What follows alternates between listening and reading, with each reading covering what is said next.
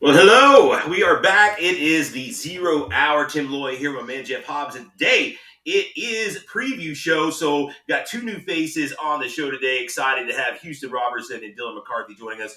Two of our commentary guys are going to be calling the action for this weekend's Aries Fight Series 8. It all goes down from the world famous Cotton Eye Joe this Friday night, June the 3rd. And we've got an amateur showcase to talk about. Jeff, excited for it, of course. Pretty good mix on this card. We got some nice solid matchups towards the top, and a lot of noobs, a lot of new blood, which is always fun to to just introduce new talent into the divisions. Jeff, Dylan muted you, I think. Oh no, I'm not muted. Okay. No, it's our thing. Jeff has muted himself, but I'm not sure. I don't know. What's happening? Oh, yes. Hey, there I am. Red light. I was going to say the red light here. I keep looking down here going, no, I didn't mute. But yeah, up here I did. Man, this is one of those cards, the preview show sometimes gets a little difficult because these are all new guys. It's the post-fight show after we've seen these guys perform that's really exciting. But it's going to be cool to introduce some new names, to the fight fans. And for me and you this evening, it's exciting to have Houston and Dylan on. Our normal band of cohorts just seem to get busier and busier.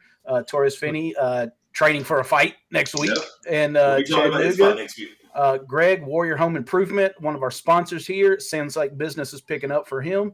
And, he's busy now with the longer daytime hours doing that home improvement. And it's just been cool. Justin, who's always with us, Tim, is usually a judge for us. So on these shows, he really can't add a lot because he's in the capacity of a judge. So it's going to be awesome to have our two commentary guys on today.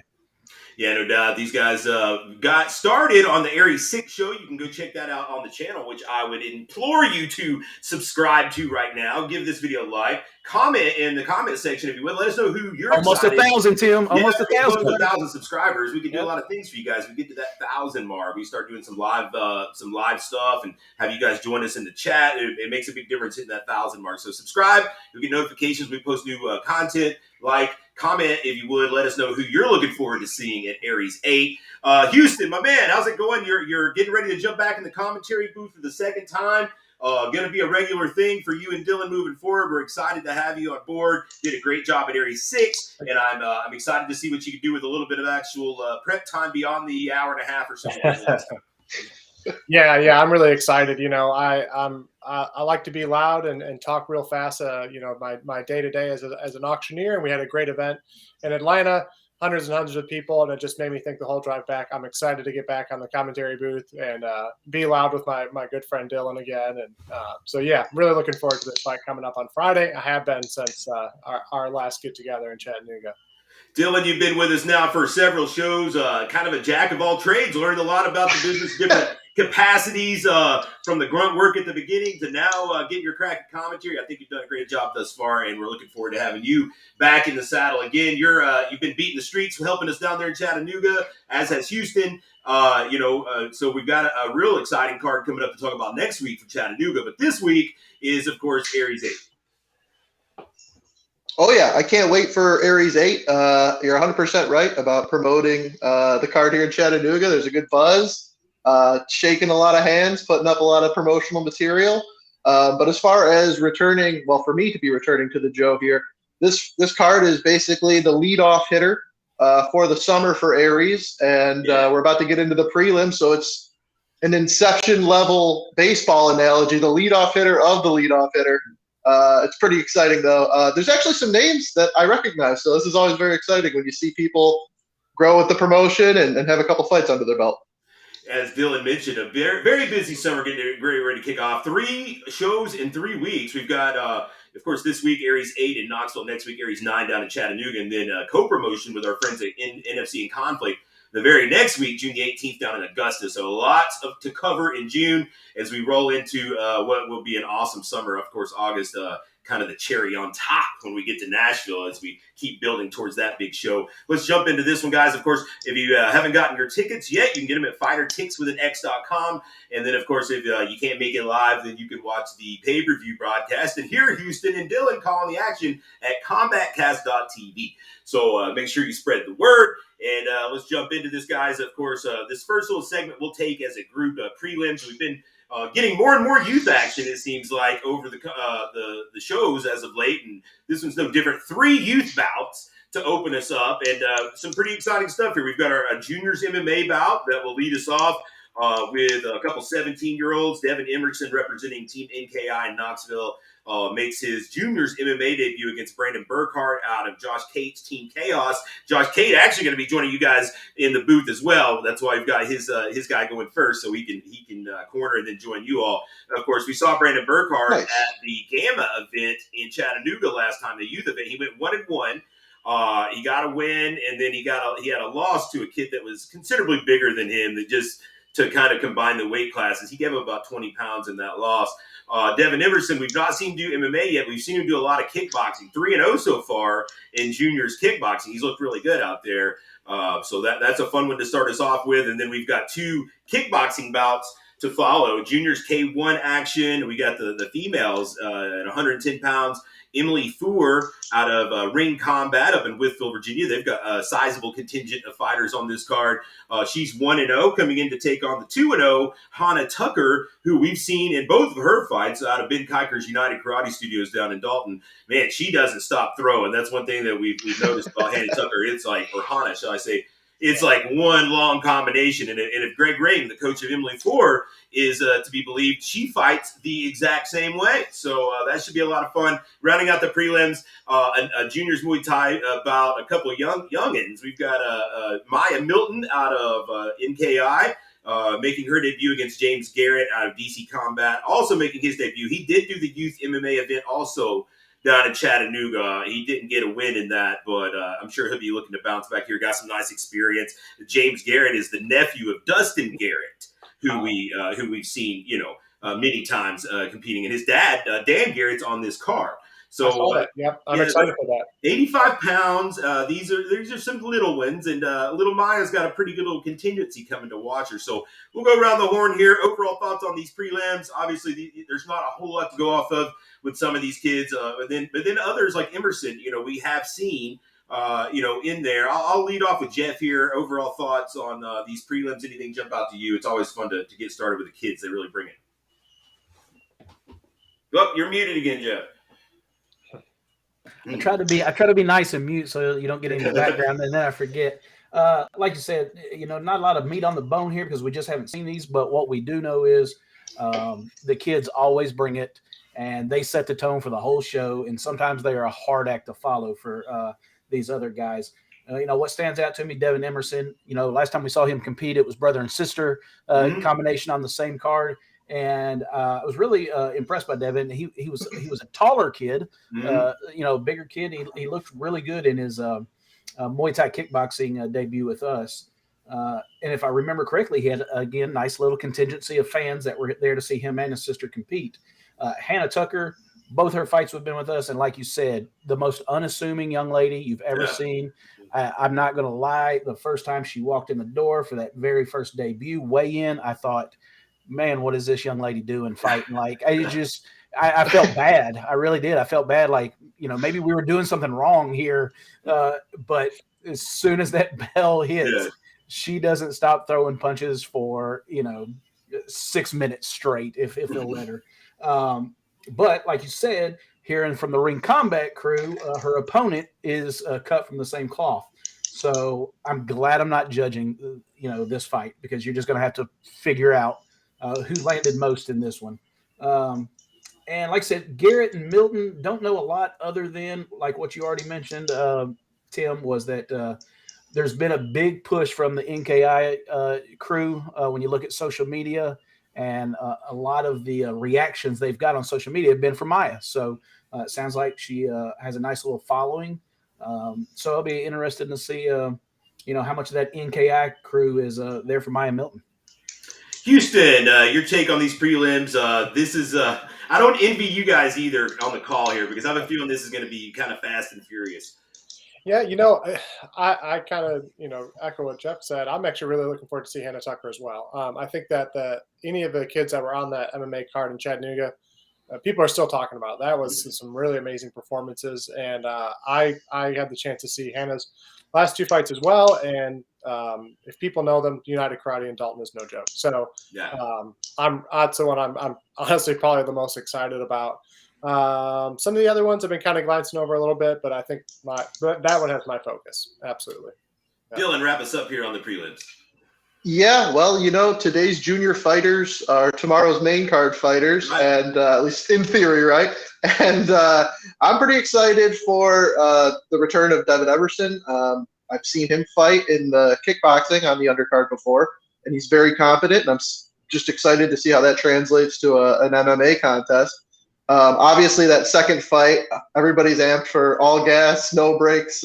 Miss Tucker there, she can really put it on an opponent. I feel like the significant strike totals will be through the roof. CompuBox is going to break before we even get started here. But actually, her opponent is the first of 4 ring combat competitors on the card, I believe, if not 3 or 4. So that kind of will be a good tone setter for them, get the night off right. And just based off of what you guys have said, for the kind of the smaller fighters here at 85 pounds, I've never seen fighters that small. So it's going to be new for me, but I'm excited, and I tip my cap to them because I'm 3 times their age, and I'm not in that cage, and here they go, so that's respect. Moving on to the undercard here at Aries 8. We have got 5 bouts on the undercard, a little mixture of MMA and Muay Thai for this one. It looks like, let's see, we're going to lead things off with, MMA. It is John Colson taking on Kyle Frankenfield, catchweight 160 pounds. First time we've seen either of these guys. Kyle Frankenfield coming out of that ring combat gym in Whitfield, Virginia, 1-1. His bout's taking place on the Titans of the Cage promotion. He'll take on John Colson, who is out of Marion, Virginia, Team Elevate, another guy that comes off the Titans of the Cage promotion. So interesting to see how those guys throw down. I think that the 155 division is. It's certainly open right now with Craig French having the title, and we haven't really talked a whole lot about that, but Craig about to go overseas, it sounds like, for a little bit, so that title picture is kind of wide open. It'd be good to get some more 55 blood in the mix. After that, we've got a 165-pound bout between a couple guys that will likely be at 155 realistically. Dan Garrett, talked about him a little bit earlier, 2-1 out of DC Combat in Murphy, North Carolina. Dan, 52 years old, man, still going strong. A good wrestling and grappling background. In great shape for his age. He's looking swole, and he's taking on Clint Odom out of Lance Patrick's Outlook MMA in Nashville, Tennessee. If I'm not mistaken, this will be their first guys competing out, if you will, officially since Lance has started his new gym. Formerly one of the coaches at Nashville MMA. Lance, longtime coach in the area, so he knows what he's doing. Clint Odom coming in at 2-2. Again, both of these guys will probably be 55s in the long term here.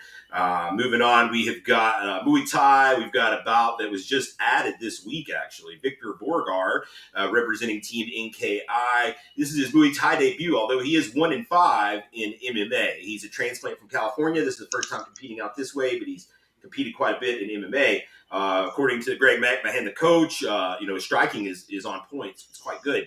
Kind of gets stuck in the grappling exchanges from time to time. So we'll see how he does, in a striking only fight, taking on David West, 1-0 out of Black Eye Athletics down near Atlanta, coached by Brian Keith, who does a lot of Muay Thai tournaments down in the Carolinas and Georgia. So, he's coming from a straight kickboxing gym. I'm actually pretty excited about this one. This one should deliver 142 pounds. They'll be weighing same day, by the way.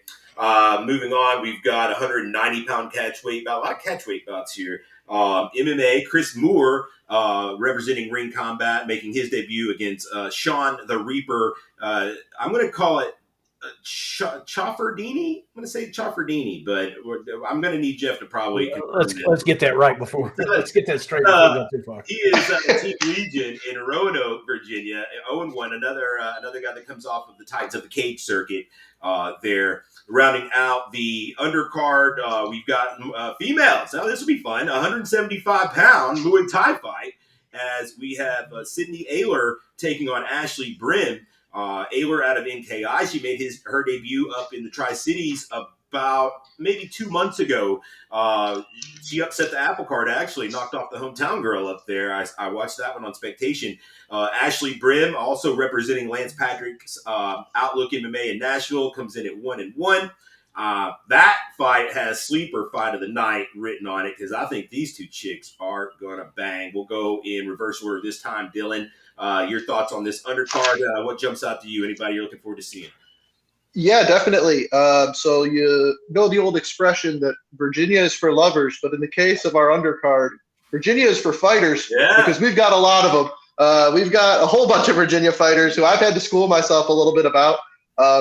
I am excited, obviously, to be back at the Joe, and I'm remembering back to Dan Garrett, his last win at the Joe with a kind of a bizarre modified key lock, and I'm seeing that his opponent, Clint Odom, is a BJJ blue belt.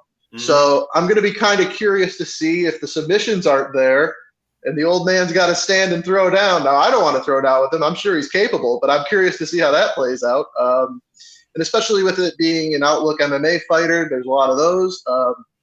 That's kind of the theme here. We got a lot of reoccurring gyms kind of stacking up fights through the night. And you take a look, what you're saying, the women's tie fight at 175, I don't think we've had women's MMA, but I can't remember the women's tie fight that wasn't a junior. So I'm pretty excited.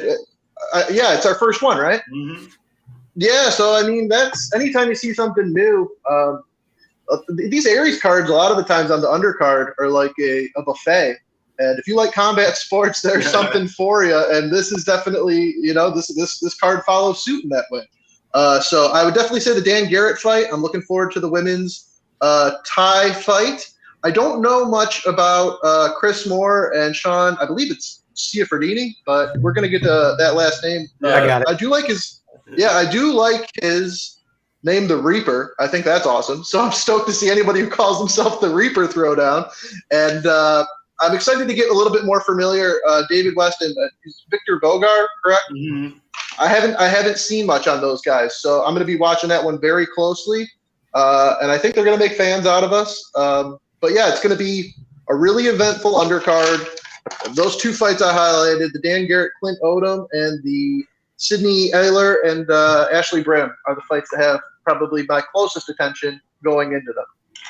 Houston, this is one of those undercards where, you may not know a lot of guys, but I think people are going to be really angling to, kind of make their stamp here and kind of, put their foot into the divisions.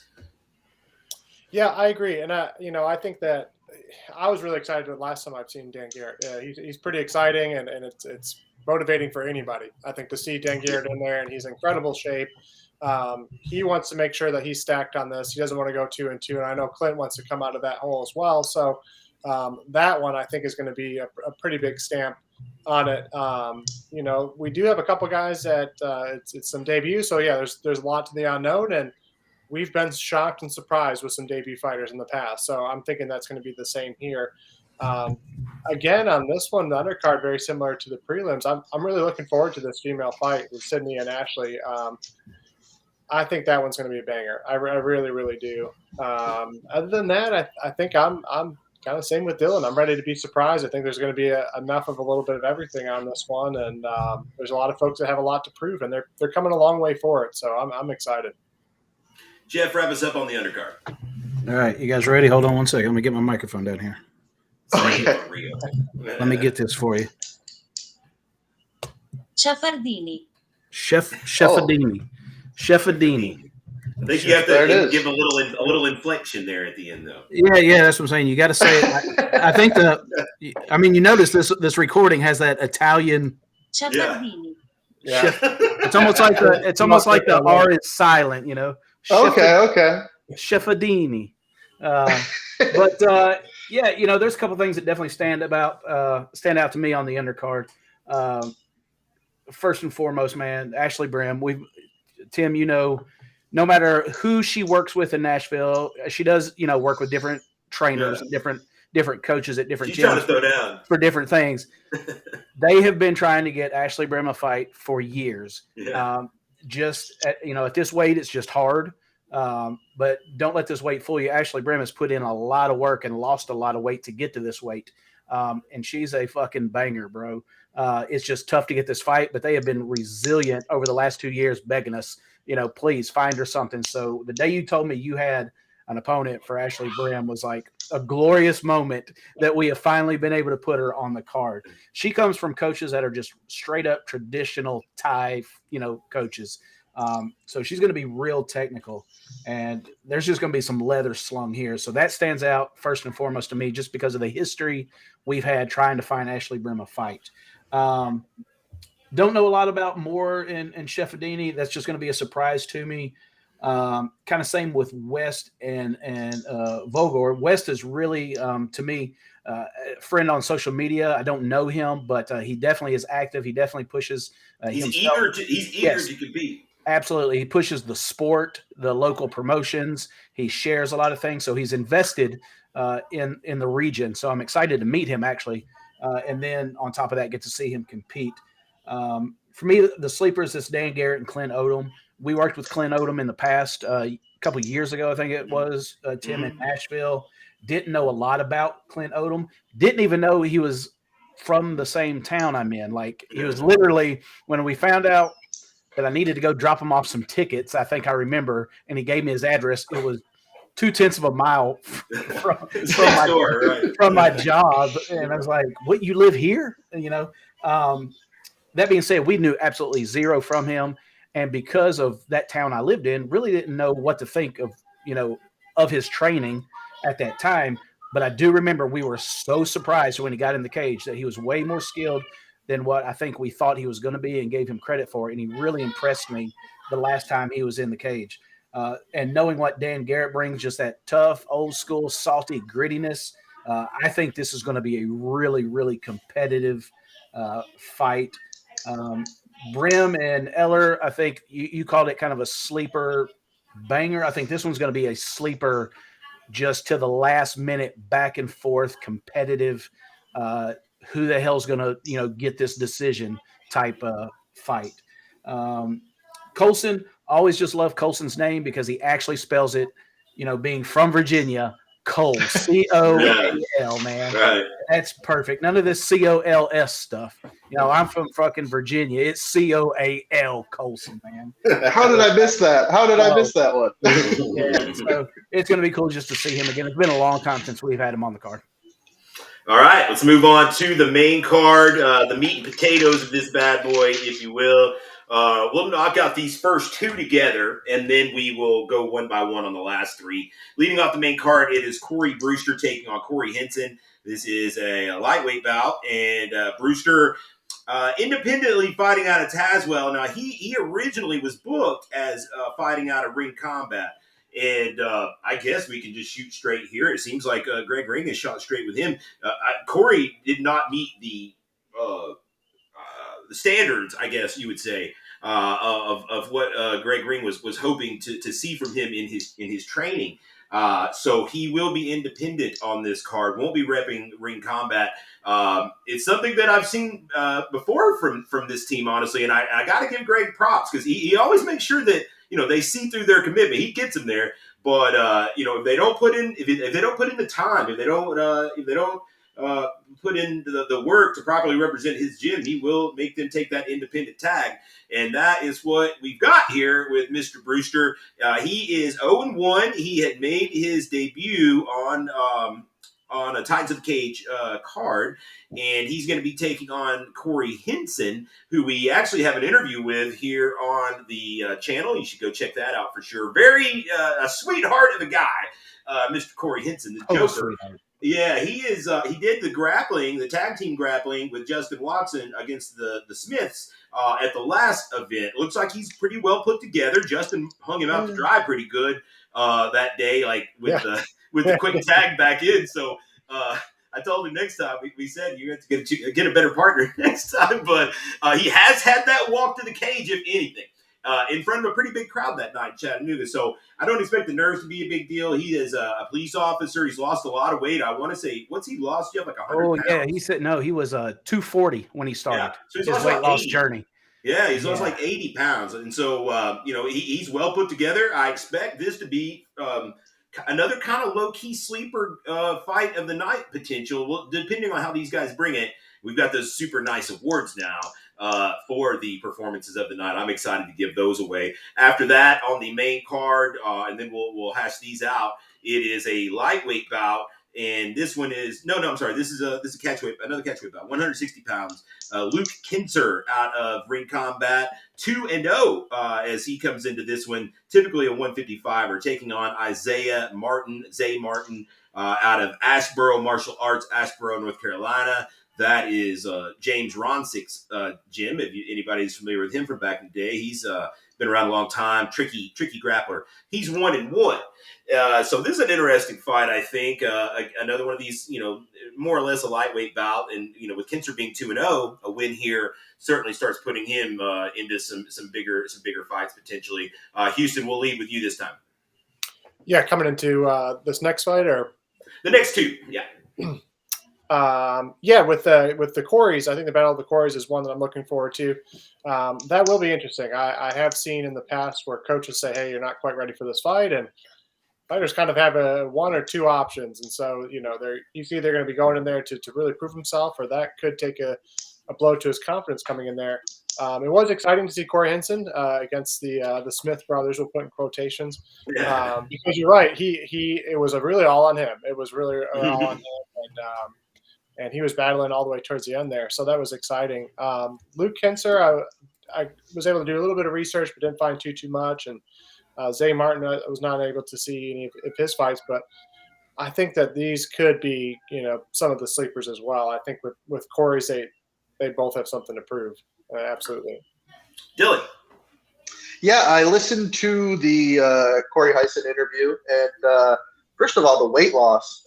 To do that, you're disciplined, right? That's really remarkable.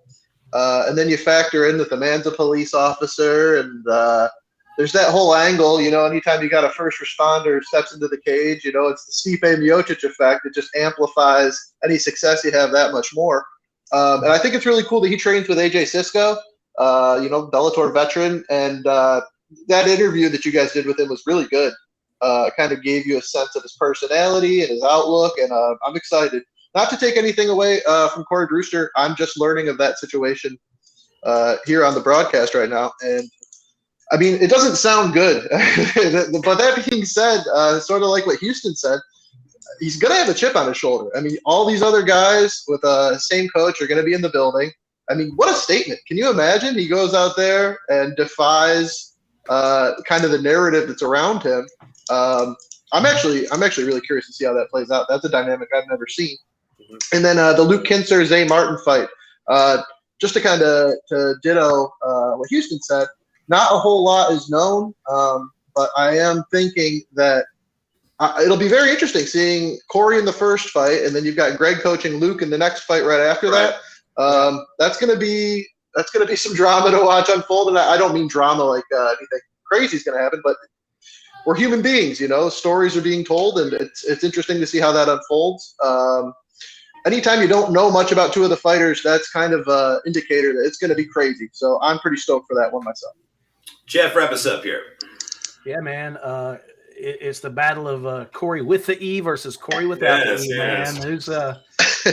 Whose spelling is going to reign supreme. So, sometimes with the Corey Brewster situation, you also look at it as this is almost kind of like his audition again for the coaching staff, to show what he's got. So while, yes, you can play the chip on your shoulder, you can also just play okay, I got to show him something. This is my audition again to quote unquote get back on the team.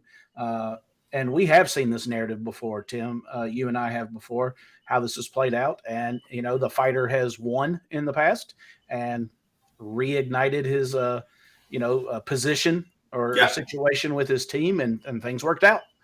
So we have seen it work out, the good way. Henson is, like you said in our podcast the other day, he's already won in life. At first we thought this was kind of just some bucket list shit for him, but it has quickly changed into a true passion and wanting to see this thing, see it through, see how far he can take it. It wasn't just a let me mark this off the list and say that I've done it. A lot of that probably has to, like you were saying, has to do with the ass whooping that Justin, left him to the other day. So now he feels like, if you're going to leave me hanging out to dry to fight for myself, I might as well actually walk to the cage myself. Kinser and Martin, don't know much, about what's going on. What we do know though is that Ring Combat and the crew with Ring Combat, they put out a good product, and that's why I do still feel that Corey Brewster is going to show us something. But just don't have a lot of background on Zay Martin, so it's going to be interesting. But both have had 2 fights. They're not brand noobs off the street coming in, so. Once again, like you said, though, we've got a lot of catch weights on this fight, and that's one of those things that you guys will see in the earlier stages of MMA, because these guys are just trying to figure out their bodies at this point. Trying to battle the scale and their opponent. Yeah. What am I going to fight at? And they'll think they're fighting at 155 until they see a true cutting 155 and go, okay, no, never mind. Maybe I need to change my mind. So that's why you do see a lot of these catch weights right now early in the career. Feature bout. This is where business starts to pick up. We have got a fight at flyweight to determine our other number 1 contender at flyweight. We saw Vincent Van Alstyne claim one half of that back in Chattanooga with a very, very impressive come-from-behind win over Bryce Warner. And so Vincent Van Alstyne awaits the winner of this next one, and it will be between Quentin Sims out of Agogi Combatives, a guy that Houston is familiar with. Of course, we'll start with him, but he's taking on, I'm going to call it George, even though it could be Jorge, but I'm going to call him George Calzada, and I'm sure he'll correct me. George Calzada out of Outlook MMA, as we've talked about. They've got a few guys on this card, and Nashville, Tennessee, 2-2 record versus Quentin Sims, 3-2 record. Calzada is a transplant from Miami. This will be his first fight under Lance Patrick at Outlook MMA, but he has had fights down in South Florida.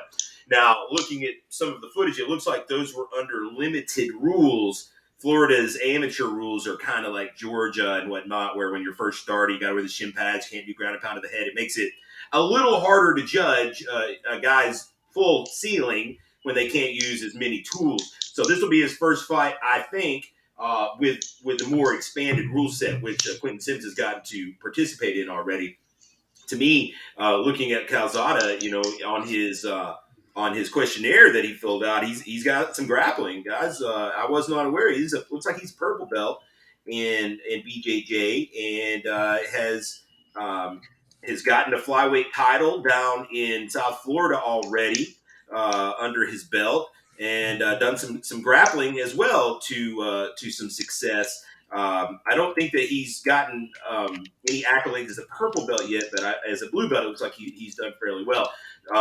Sims, good athlete, good heart, keeps coming. We've seen him in some bad spots where he has fought out of. So you're really gonna have to put the guy away. I think this will be Q's first actual fight at flyweight, if I'm not mistaken. So that should be interesting to see as well. He's been fighting at 135. Giving up a lot of height and reach. So, the winner of this one will have their hands full with Vincent Van Alstyne waiting on them, but a nice Aries belt potentially as well if they can get past this one and one more. Houston, lead us off here. You've got your teammate in this one, the only Agogi fighter on this card. Yeah, it's kind of surprising to see that, actually. We'll make up for it next week. Yeah, exactly right. Yeah. Quentin's putting in the work. He really is. There's, I don't think we could let this last fight fool anybody. You're absolutely right. He's a fighter. He's gritty. He's tough, and he likes to go to those deep waters, and he likes to take the fight there. I did get a chance to watch some of Calzada's. I'm having a hard time with his first and last time. I thought it was Jorge myself, but his grappling is solid. He's a really good wrestler. Tough guy to take down. I think Quentin's going to have his hands full, but Quentin right now is doing what he's doing best, getting in shape and talking a lot of trash online. Yes. So, he's really, a purple belt in that level. And but in all seriousness, this is going to be a banger. I know that Quentin's ready for this fight, and he's ready for that next fight after this one. So this is an important one to him. He's been staying busy. He's been doing some really, really tough manual labor over the past couple months, and he's in shape. He's looking shredded, and I think he's ready for this one. Jeff, your take on this? Quentin Sims, one of the favored fighters of the younger Hobbs in your household. Yeah. I don't get it. I really don't. But, yeah, Quentin Sims is having to fall back on this fighting thing because his cameraman work just wasn't working out for us. He is a shit talker, and he does it no matter what he's doing. So what was that Aries? What was that Aries? 5'6" something. Yeah, when he was the cameraman for us. He was the cameraman at Aries 7, and before that, we had his issue at the underground. Yeah, the underground. That was it. At Yeah. the underground. Yes, that was when he was fired from his cameraman job. It was hilarious, though. He was talking shit while being the cameraman to the fighter. So the whole broadcast, you could hear this guy holding the camera, going, "You ain't shit. You ain't shit, motherfucker. You ain't shit." I'm not surprised. I didn't know that. I'm not surprised. I whoop your ass, bro. I whoop your ass.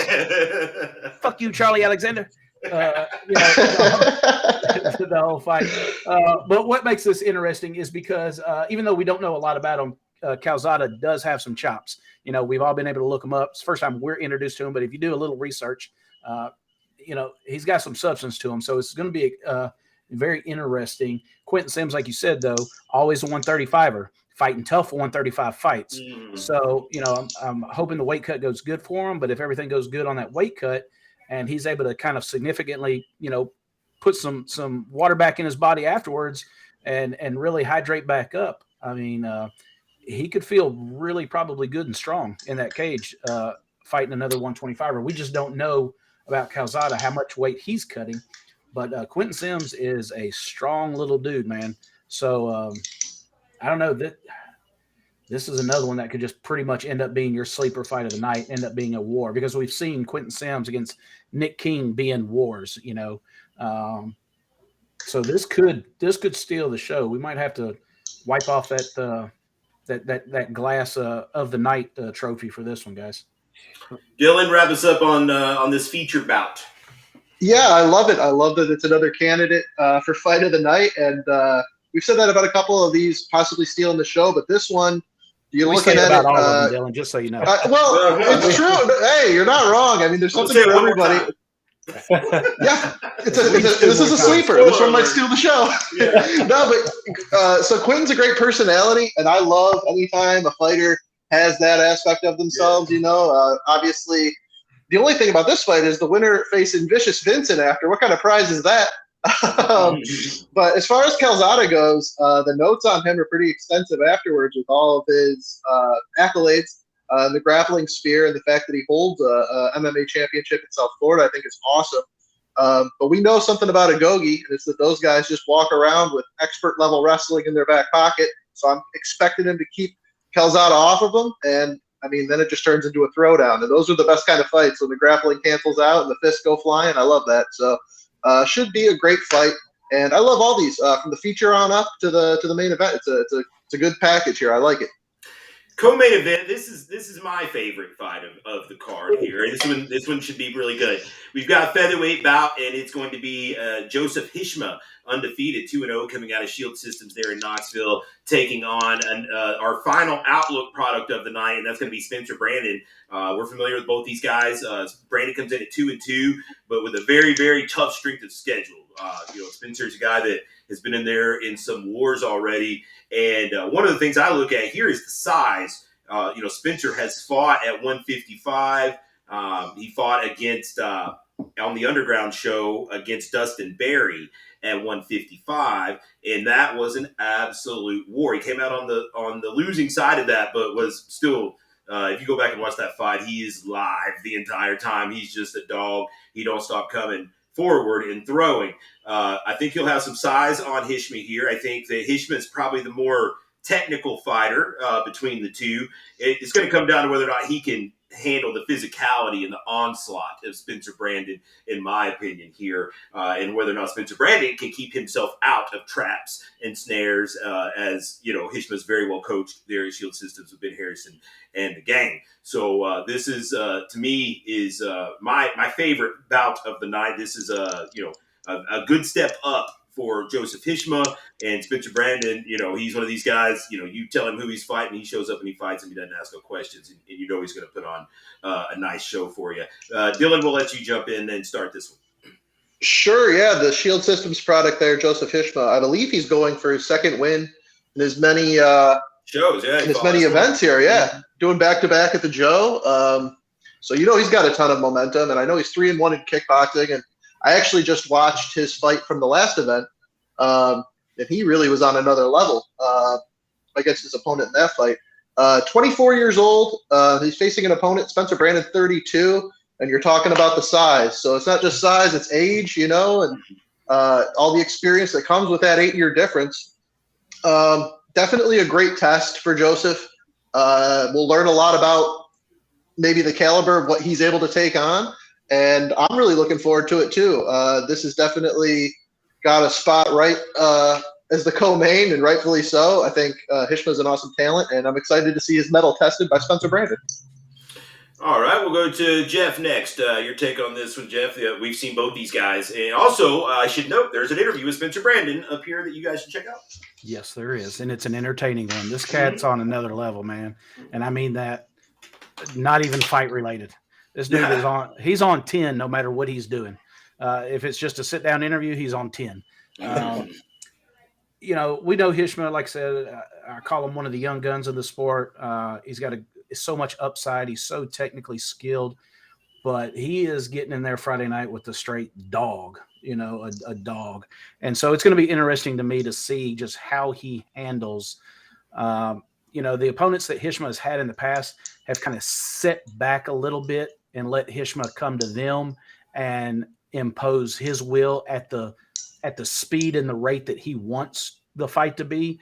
So it's going to be interesting to see how he handles someone that comes forward nonstop the entire fight and never backs up. That's going to be just that kind of yin and yang. How is this going to, pan out? Because Spencer Brandon will be in his face. He can be getting his ass completely whooped in a fight. He is going to be in your face the whole time. So that's kind of the labyrinth, I'm trying to figure out on this way. If I was leaning one way or the other, you've got just sheer determination from Spencer Brandon and so much skill and technicality from the young Hishma. To me, it's just a toss-up, really. Houston, wrap us up on this co-main event. Yeah, I think that Spencer's going to have to be really in your face with Joseph. If anyone saw his last fight, his kicks landed. There were insane accuracy and a ton of power and speed. So I think that's going to be the answer. With that said, you guys might call me crazy, but I'm kind of rooting for the underdog on this one. I don't want to make too many predictions. But who is it? But who's the underdog? Right, yeah. But I'm going for Joseph on this one. I just with a hope and a prayer, really, because Spencer is a dog. Absolutely right. And I think that 2-2 record really doesn't give him justice. But I think that if Joseph has the space, his accuracy is great. And like you said, he's an incredibly technical kickboxer. So I'm really excited for this one. Main event. This one is at 155 pounds proper. And, these guys have got something in common here. Both guys coming off L's to the champ, Craig French, at the moment. As we mentioned a little bit earlier in the program, Craig French about to be overseas, taking care of some business, which will kind of open up that 155 title picture until he returns to stake his claim. And so these guys are going to be competing for a shot to go for that title next. And like I said, both these guys coming off losses to Craig in their last time out. We've got Daniel Gonzalez of Hyastan down there in Dalton, Georgia, 3-2. He's taking on the 6-2 Justin the Sniper Jamar. We saw Gonzalez take on French in a contenders fight a few months back for the right to move on to that title fight. French got Gonzalez out of there in the third round. I thought showed a very nice jab that night. Footwork was off the charts. It just so smooth, so relaxed out there. A masterful performance from Craig French. Kept popping that nose of Gonzalez's. I think broke the nose early, and that kind of affected Gonzalez's ability to kind of stay the course as the fight went towards the end. We got an interview with Daniel Gonzalez on here too. Make sure you check that out. He's very confident coming into this one. He sat there and he watched the fight with his coach, Nalo, from Hyastan. He watched the fight between Jamar and French in Chattanooga at Aries 6, which we just posted today. Go check that out. It's a battle. That's like fight of the year contender early. Yeah. Anyway, in that fight, Justin Jamar having a lot of success striking, but French just so durable, so tenacious, took advantage of the one slip that Justin Jamar gave him early in the fourth round, got the rear naked choke in a fight that I thought Jamar was looking the best we'd seen him look. So, talking to Nalo after that fight, Nalo said, we were watching that fight and, we were more or less like, we gave that title away. We didn't go after French. We gave him too much respect in the striking. We didn't go after that submission and that takedown like we should have. And seeing that French was able to submit Jamar, they felt that they will be able to duplicate that. Be careful what you ask for, because Justin Jamar very quick to jump in there and take this fight. This is one where there's no doubt this is a striker versus grappler fight.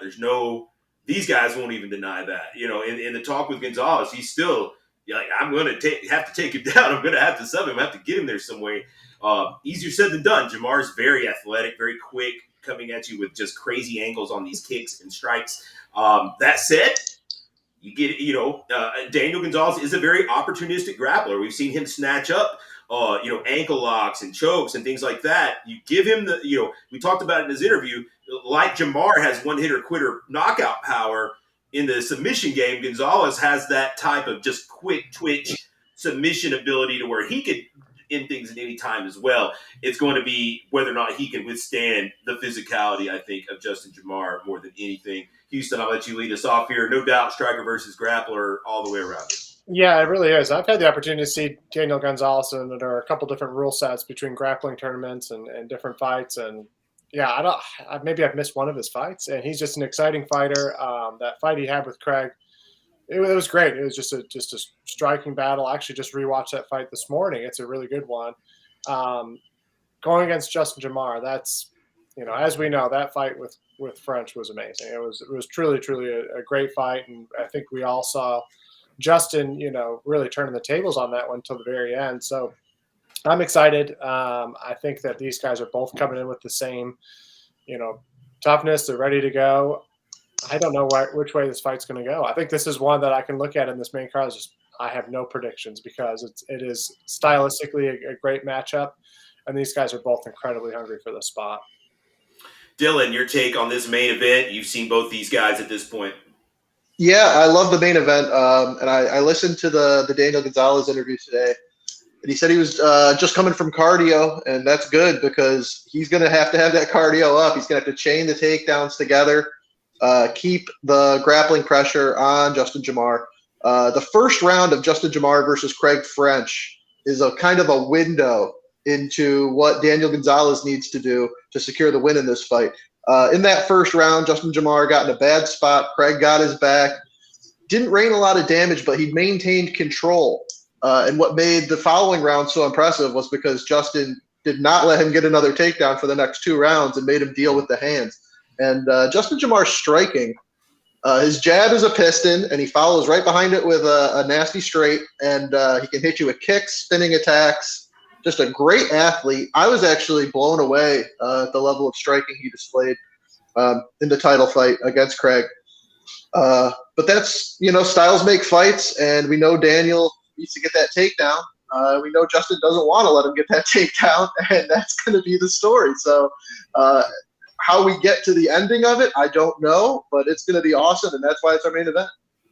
Jeff, final take of the night here. We've got a little common, not really a common denominator, but 1 degree of separation here. Gonzalez with a win over Eric Lewis, if you remember, in a little bit of controversial fashion with the ankle lock back, where Lewis claimed that he didn't tap, and so there's a little heat here. There's I have a feeling Eric Lewis will be chiming in here if he's not there in person. Being very vocal. He'll be there. He'll be there for sure. Besides the 1 degree of separation, like the biggest factor here is, both of their last fights were against the champ. That's where each one is going to find the biggest, film study from how the other one fought Mr. French the last time out. So, we've talked about the takedowns of Gonzalez, but like Dylan alluded to, after that first round, I don't think we're giving enough credit to Justin Jamar being able to stop those takedowns eventually. I mean, I always look at takedowns are great, but I think what gets passed by is if you get up from a takedown, that nullifies the takedown to me. You can take me down a lot, but if I keep for you to take me down so many times means I got up so many times. So, he got taken down in the first round, but he got back up, he got out of it, and he stuffed him pretty much the rest of the fight. And that lured Craig into that stand-up war, which I think Craig is more equipped for that stand-up war. Daniel, we saw when it turns into that stand-up war and you start stuffing those shots, he starts taking some damage. And the accumulation of damage for Daniel against Craig is what, pretty much ended that fight. It was just a long accumulation. That nose was tagged so many times. And Justin does have some precision. What's crazy is when Justin starts pulling out the kitchen sink, he actually is getting better. It's not desperation, really. He's actually getting better when he starts pulling out the spinny shit and, spinning back fist. He's actually almost kind of getting stronger at that point. So, it's a toss-up on whose will's going to win here.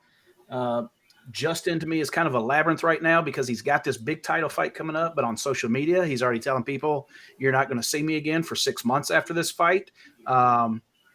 He's ready to go into hermit hiding and get better at his craft. He says, no more fighting the rest of this year because I got things I need to work on. So the kid jumped on this fight, like you said. I don't think it has anything to do with how this fight's going to go. To me, it just more so shows the evolution of Justin Jamar, that he knows that he's in every fight, but he also just realizes and recognizes that he's got so much that he wants to get better at before you see him again. So to me, it's just a maturity that I don't think anybody really gives him credit for. But Daniel Gonzalez, we talked about dogs earlier. Daniel Gonzalez is a damn dog, and it took a lot of punishment before he finally had enough in that last fight. So he can dish it out, but he sure as hell can take it too. So, but both these guys want to get right back in that damn, title picture. So, it'll be interesting to see how this one turns out. Justin says he's gone for the rest of the year, but I know Nashville's kind of itching in the back of his mind too. So, if he knows he's that number one contender, who knows how quick we'll see him back.